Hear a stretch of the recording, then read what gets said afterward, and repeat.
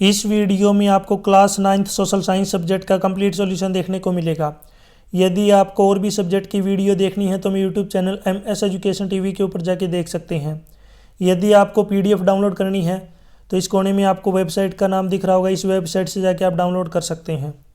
सबसे पहले देखिए section A। First question, dash ईस्वी में विधवा पुनर्विवाह को कानूनी मान्यता मिली? 1856 ईस्वी में। क्वेश्चन 2, डैश ने कहा कि स्त्री एवं पुरुष का भेद प्राकृतिक नहीं है क्योंकि यह केवल शारीरिक भेद है जो ईश्वर द्वारा मान्य नहीं है? स्वामी विवेकानंद ने। ऑप्शन सी राइट है। क्वेश्चन 3, उठो जागो और तब तक न रुको जब तक तुम अपना लक्ष्य प्राप्त न कर लो, दिया गया कथन किसने कहा है? स्वामी विवेकानंद ने। Question 4, poverty and un British rule in India के लेखक कौन है? दादा भाई नौरोजी। नेक्स्ट क्वेश्चन, वंदे मातरम गीत किसके द्वारा लिखा गया है? बंकिम चंद्र चटर्जी के द्वारा। क्वेश्चन 6, जाट गजट नामक अखबार का प्रकाशन एवं संपादन किसने किया? चौधरी छोटू राम ने। भारत का सबसे पश्चिमी देशांतर है? 68 डिग्री 7 मिनट पूर्वी। ऑप्शन ए राइट है। क्वेश्चन 8, क्षेत्रफल के आधार पर भारत का सबसे बड़ा राज्य कौन सा है? राजस्थान। आप मुझे कमेंट सेक्शन में बताएंगे यहाँ पे अगर सबसे बड़े की जगह पे सबसे छोटा आ जाता तो सबसे छोटा राज्य कौन सा है क्षेत्रफल की दृष्टि से, तो इसका आंसर आप मुझे जरूर कमेंट सेक्शन में बताएं। क्वेश्चन 9, कर्क रेखा भारत के कितने राज्यों से होकर गुजरती है? 8 राज्यों से। क्वेश्चन 10, लीगल फ्रेमवर्क ऑर्डर के जरिए डैश के संविधान को बदल डाला? तो ये था पाकिस्तान। क्वेश्चन 11, डैश एक सऊदी अरब में औरतों को वोट देने का अधिकार नहीं था? 2015 तक। क्वेश्चन 12, जिम्बाब्वे को अल्पसंख्यक के शासन से मुक्ति या स्वतंत्रता कब मिली? 1980 में। क्वेश्चन 13, भारतीय संविधान सभा का प्रथम अधिवेशन हुआ 9 दिसंबर 1946 को। क्वेश्चन 14, भारतीय संविधान लिखने वाली सभा में डैश सदस्य थे? 299 सदस्य थे। क्वेश्चन 15, भीमराव रामजी आम्बेडकर का जन्म कौन से राज्य में हुआ? मध्य प्रदेश में। क्वेश्चन 16, भारत में गणतंत्र दिवस कब मनाते हैं? 26 जनवरी को। क्वेश्चन 17, भारत के नगरीय क्षेत्र में प्रतिदिन प्रति व्यक्ति कितनी कैलोरी की सिफारिश की जाती है? 2100 कैलोरी की। नेक्स्ट है क्वेश्चन 18, भारत में सबसे अधिक गरीबी वाला राज्य कौन सा है? बिहार। क्वेश्चन 19, 2011 की जनगणना के अनुसार भारत में कितने प्रतिशत जनसंख्या गरीबी रेखा के नीचे की श्रेणी में है? 21.9%, 21.9%। क्वेश्चन 20, स्वर्ण जयंती ग्राम स्वरोजगार योजना का आरंभ डैश में किया गया? 1999 में। नेक्स्ट देखिए यहाँ पे सेक्शन बी। क्वेश्चन 21, क्रांतिकारियों के मुख्य उद्देश्य क्या थे? आंसर, क्रांतिकारियों का मुख्य उद्देश्य ब्रिटिश शासन का अंत करना और देश को स्वतंत्रता दिलाना था। वे अंग्रेजों को बोरिया बिस्तर सहित भारत से खदेड़ना चाहते थे। वे क्रांतिकारी लेखों, कविताओं और भाषणों द्वारा जनता में देश प्रेम की भावना जागृत करते थे। नेक्स्ट है क्वेश्चन 22, भारतीय स्वतंत्रता आंदोलन में नेताजी सुभाष चंद्र बोस एवं आज़ाद हिंद फौज का क्या योगदान था? सबसे पहले देखिए नेताजी सुभाष चंद्र बोस का योगदान। सुभाष चंद्र बोस भारतीय राष्ट्रीय कांग्रेस के प्रमुख नेता थे, लेकिन वे महात्मा गांधी की अहिंसावादी नीति से असहमत थे। उनका मानना था कि स्वतंत्रता केवल संघर्ष और सशस्त्र क्रांति से ही प्राप्त की जा सकती है। उन्होंने भारतीय राष्ट्रीय कांग्रेस के भीतर प्रगतिशील और क्रांतिकारी विचारधारा का प्रचार किया। नेक्स्ट है आज़ाद हिंद फौज का योगदान। सुभाष चंद्र बोस ने तुम मुझे खून दो मैं तुम्हें आज़ादी दूंगा का नारा दिया, जो भारतवासियों में प्रेरणा का स्रोत बना। आज़ाद हिंद फौज ने भारत के पूर्वोत्तर भाग में अंग्रेजों के खिलाफ सैन्य अभियान चलाया। उन्होंने बर्मा, जो कि अब म्यांमार है, के रास्ते भारत में प्रवेश किया और अंग्रेजी सेना के साथ मुकाबला किया। 23 क्वेश्चन, भारत में विभिन्न प्रकार की पाई जाने वाली वनस्पति के नाम बताएं। उष्णकटिबंधीय वर्षावन, उष्णकटिबंधीय पर्णपाती वन, उष्णकटिबंधीय कटीले वन और झाड़ियाँ, पर्वतीय वन और मैंग्रोव वन। क्वेश्चन 24, जनसंख्या वृद्धि एवं जनसंख्या परिवर्तन के बीच अंतर स्पष्ट कीजिए। सबसे पहले देखिए जनसंख्या वृद्धि। जनसंख्या वृद्धि से तात्पर्य किसी क्षेत्र में निश्चित अवधि के दौरान रहने वाले लोगों की संख्या में परिवर्तन है। इसमें पिछली जनसंख्या को बाद की जनसंख्या से घटाकर ज्ञात किया जाता है। वृद्धि को संख्या के रूप में प्रकट किया जाता है। नेक्स्ट है जनसंख्या परिवर्तन। जनसंख्या परिवर्तन से आशय किसी क्षेत्र में निश्चित अवधि के दौरान जनसंख्या वितरण, संरचना और आकार में परिवर्तन से है। जनसंख्या परिवर्तन 3 प्रतिक्रियाओं के आपसी संयोजन के कारण आता है: जन्म दर, मृत्यु दर और प्रवास। जनसंख्या परिवर्तन सापेक्ष वृद्धि और प्रति वर्ष होने वाली प्रतिशत परिवर्तन के द्वारा देखा जाता है। क्वेश्चन 25, लोकतंत्र के पक्ष में कोई 2 तर्क लिखिए। लोकतांत्रिक शासन प्रणाली जवाबदेह होती है। यह मतभेदों और संघर्षों से निपटने का एक तरीका प्रदान करती है। यह हमें अपनी गलतियों को सुधारने का मौका देती है। यह निर्णय लेने की गुणवत्ता के सुधार करती है। यह नागरिकों की गरिमा को बढ़ाती है। क्वेश्चन 26, पालमपुर में खेती और श्रमिकों की मजदूरी न्यूनतम मजदूरी से कम क्यों है? तो इसमें पहला पॉइंट है, श्रमिकों की मजदूरी लाचारी और बेरोजगारी उन्हें न्यूनतम से कम मजदूरी स्वीकार करने के लिए विवश करती है। जमींदारों और बड़े किसानों द्वारा श्रमिकों का शोषण होता है। आवश्यक मात्रा में रोजगार का उपलब्ध न होना। न्यूनतम मजदूरी अधिनियम का ग्रामीण क्षेत्रों में लागू न किया जाना। नेक्स्ट यहाँ पे देखिए सेक्शन सी। क्वेश्चन 27, उदारवादी कौन थे? उनकी मुख्य मांगे क्या थी? आंसर, उदारवादी लोग वे लोग थे जो ब्रिटिश शासक के समर्थक थे। उनका लक्ष्य ब्रिटिश शासन के अधीन ही स्वशासन की प्राप्ति करना था। उदारवादी चाहते थे कि विधान परिषदों में सदस्यों की संख्या बढ़ाई जाए, उनके अधिकारों में वृद्धि की जाए तथा परिषदों के सदस्यों को लोगों द्वारा चुना जाए। उच्च प्रशासनिक सेवाओं में भारतीयों को भी नियुक्त किया जाए। इनकी मुख्य मांगे देखिए नीचे दी गई हैं। पहला है, विधान परिषदों की सदस्य संख्या में वृद्धि की जाए। प्रशासनिक सेवा में भारतीयों की नियुक्ति की जाए। सेना के खर्चे में कमी की जाए। सामान्य तथा तकनीकी शिक्षा का विस्तार किया जाए। उच्च पदों पर भारतीयों को अधिक नियुक्ति की जाए। न्यायपालिका को कार्यपालिका से अलग किया जाए। किसानों पर करों का बोझ कम किया जाए। नमक पर कर में कमी की जाए। प्रेस पर लगाए गए प्रतिबंध हटाए जाएं। क्वेश्चन 28, भगत सिंह की भारत की आज़ादी में क्या भूमिका रही? आंसर, भगत सिंह ने अपने देश को आज़ादी के लिए कई योगदान दिए। वो भगत सिंह ही थे जिन्होंने देश की आज़ादी के लिए हंसते हंसते फांसी के फंदे पर झूलना कबूल कर लिया, लेकिन अंग्रेजों की शर्तों को मानना मंजूर नहीं था। भगत सिंह भारत के एक प्रमुख स्वतंत्रता सेनानी थे। 1929 में भगत सिंह और बटुकेश्वर दत्त ने दिल्ली की केंद्रीय असेंबली में बम फेंका। यह बम उन्होंने किसी को नुकसान पहुंचाने के लिए नहीं बल्कि ब्रिटिश सरकार को चेतावनी देने के लिए फेंका था। इसके बाद उन्होंने खुद को गिरफ्तार कर लिया और अपने विचारों को सार्वजनिक रूप से व्यक्त किया। भगत सिंह का साहस, बलिदान और विचारधारा ने उन्हें भारतीय स्वतंत्रता संग्राम के महान नायकों में से एक बना दिया। उनकी कुर्बानी ने भारत के स्वतंत्रता संग्राम को एक नई दिशा और लाखों लोगों को प्रेरित किया। आप मुझे कमेंट सेक्शन में बताएंगे भगत सिंह का जन्म कब हुआ। आपको बताना है भगत सिंह का जन्म कब हुआ था। कमेंट सेक्शन में इसका आंसर देंगे आप। क्वेश्चन 29, गंगा की 2 मुख्य धाराओं के नाम लिखे हुए कहाँ कहाँ पर एक दूसरे से मिलकर गंगा नदी का निर्माण करती है? गंगा नदी की 2 मुख्य धाराएं भागीरथी और अलकनंदा हैं। ये उत्तराखंड के देवप्रयाग नामक स्थान पर एक दूसरे से मिलकर गंगा नदी का निर्माण करती हैं। क्वेश्चन 30, भारत की जलवायु को प्रभावित करने वाले कौन कौन से कारक हैं? मानसूनी हवाएं, समुद्र से निकटता, हिमालय पर्वत, ऊंचाई, वनस्पति। डिटेल में यहाँ पे आप इनको पढ़ सकते हैं वीडियो को रोक करके। 31, हमें संविधान की ज़रूरत क्यों है?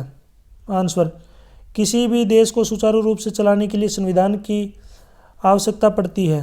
संविधान कानूनों का एक महत्वपूर्ण दस्तावेज है जो सरकार की मूल संरचना और उनके कार्यों को निर्धारित करता है, जो सरकार के अंगों तथा नागरिकों के आधारभूत अधिकारों को परिभाषित तथा सीमांकित करता है। संविधान नागरिकों में विश्वास जगाता है, जिससे लोग यह विश्वास कर पाते हैं कि उनके अधिकारों की प्राप्ति के प्रावधान संविधान में दिए गए हैं। संविधान ही हमें यह बताता है कि समूची व्यवस्था कैसे काम करेगी। इसके अंतर्गत चुनाव प्रणाली, सरकार का गठन, उनका निलंबन, शक्तियों का बंटवारा, अधिकारों की रक्षा इत्यादि जैसे गंभीर और जटिल मुद्दे आते हैं। संविधान का महत्व इसलिए भी है क्योंकि यह सरकारों को भी दिशा दिखाने में कार्य करता है। नेक्स्ट सेक्शन डी, क्वेश्चन 32, ये आपका केस स्टडी क्वेश्चन है, तो इसको आपको पढ़ना है। एक बार स्क्रीनशॉट ले सकते हैं या वीडियो को पॉज करके एक बार आप इसको अच्छे से पढ़ लीजिए। इससे रिलेटेड यहाँ पे क्वेश्चन पूछे गए हैं। फर्स्ट है, कृषि एक मौसमी क्रिया क्यों है? आंसर, कृषि एक मौसमी गतिविधि है क्योंकि यह मौसम की स्थिति पर निर्भर करती है। प्रत्येक फसल को निर्दिष्ट मौसम की स्थिति की आवश्यकता होती है और फसलों का परिपक्व होने और कटाई करने में समय लगता है। इस प्रकार इसके लिए केवल मौसमी रोजगार की आवश्यकता होती है। सेकंड क्वेश्चन, रामू वर्ष के लगभग 4 महीने बेरोजगार क्यों रहता है? आंसर, क्योंकि कृषि एक मौसमी गतिविधि है जिसमें पूरे साल रोजगार नहीं मिलता। रामू जब बेरोजगार होता है तो वह क्या करता है? दूसरे कार्यों में काम की तलाश करता है। रामू के परिवार में पूरक आय कौन प्रदान करता है? रामू की पत्नी सुनहरी और उसका बेटा सोमू। नेक्स्ट है क्वेश्चन 33, ये भी आपका केस स्टडी क्वेश्चन है, इसको भी आप एक बार अच्छे से पढ़ लीजिए। इस पैराग्राफ से नीचे रिलेटेड क्वेश्चन पूछे गए हैं। अब इससे संबंधित पहला क्वेश्चन है, सऊदी अरब में किस प्रकार की सरकार है? तानाशाही। सऊदी अरब का राज्य धर्म क्या है? इस्लाम, मुसलमान। सऊदी अरब में महिलाओं को पुरुष के समान अधिकार है? नहीं। मीडिया शाह की मर्जी के खिलाफ कोई खबर दे सकता है? नहीं। नेक्स्ट है सेक्शन ई का क्वेश्चन है यहाँ पे क्वेश्चन 34, महात्मा गांधी ने सरदार पटेल की बजाय नेहरू को क्यों चुना? क्या आप इसके बारे में निर्णय का जो उचित मानते हैं, क्या आप उनके निर्णय को उचित मानते हैं? तो इसमें देखिए यहाँ पे अलग अलग पॉइंट दिए गए हैं। महात्मा गांधी ने जवाहरलाल नेहरू को भारत का पहला प्रधानमंत्री चुना, जबकि सरदार वल्लभ भाई पटेल को नहीं चुना। इसके पीछे कई कारण थे। इन कारणों को समझने के लिए हमें समय के राजनीतिक और सामाजिक परिदृश्य को ध्यान से समझना होगा। तो इसमें देखिए, नेहरू का अंतर्राष्ट्रीय दृष्टिकोण, नेहरू का युवा और करिश्माई व्यक्तित्व, इसको आप पढ़ सकते हैं डिटेल में, जिनको एक्सप्लेन किया गया है। नेक्स्ट है नेहरू गांधी का व्यक्तिगत रिश्ता, नेहरू का समाजवाद की ओर झुकाव। ये सभी पॉइंट हैं यहाँ पे दिए गए हैं। ये लेंथी क्वेश्चन है, आराम से आप इसको पढ़ सकते हैं वीडियो को रोक करके। इसी के अथवा में यहाँ पे एक और क्वेश्चन दिया गया है, भारत छोड़ो आंदोलन की उत्पत्ति एवं प्रसार की व्याख्या कीजिए। आंसर, भारत छोड़ो आंदोलन भारतीय स्वतंत्रता संग्राम का एक प्रमुख और निर्णायक चरण था, जिसका उद्देश्य ब्रिटिश शासन से पूर्ण स्वतंत्रता प्राप्त करना था। इस आंदोलन की उत्पत्ति और प्रसार को समझने के लिए हमें इसके राजनीतिक और सामाजिक और ऐतिहासिक परिप्रेक्ष्य पर ध्यान देना होगा। तो सबसे पहले देखिए उत्पत्ति, द्वितीय विश्व युद्ध का संदर्भ, अखिल भारतीय कांग्रेस का विरोध, क्रिप्स मिशन की विफलता, महात्मा गांधी की रणनीति।